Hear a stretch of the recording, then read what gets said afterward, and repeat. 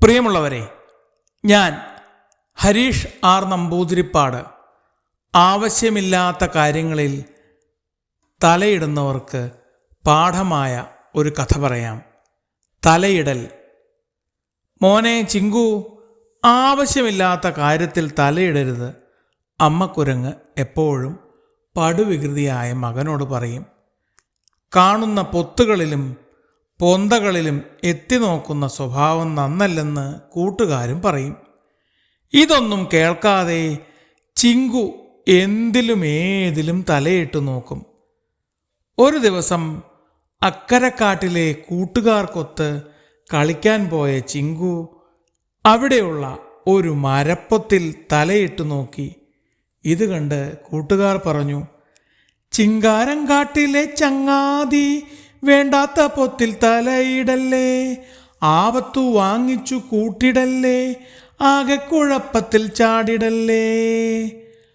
അവൻ ആ പൊത്തിൽ നിന്ന് പുറത്തിറങ്ങി അടുത്ത സ്ഥലത്തേക്ക് നീങ്ങി. അപ്പോഴതാ അവിടെ മനോഹരമായ ഒരു കുടം കിടക്കുന്നു.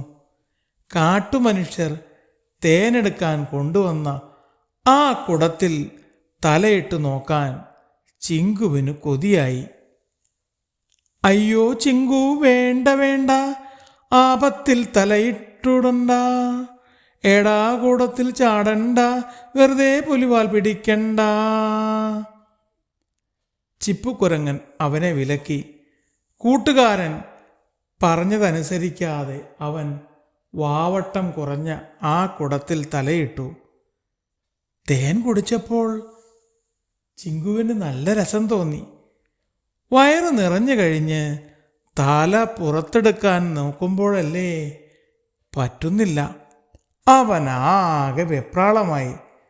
തലയിൽ കുടവുമായി ഓടി നടന്ന ചിങ്കുവിനെ കൂട്ടുകാർ കളിയാക്കിയെങ്കിലും വളരെ പണിപ്പെട്ട് കുടം പൊട്ടിച്ച് അവർ ചിങ്കുവിൻ്റെ തല പുറത്തെടുത്തു.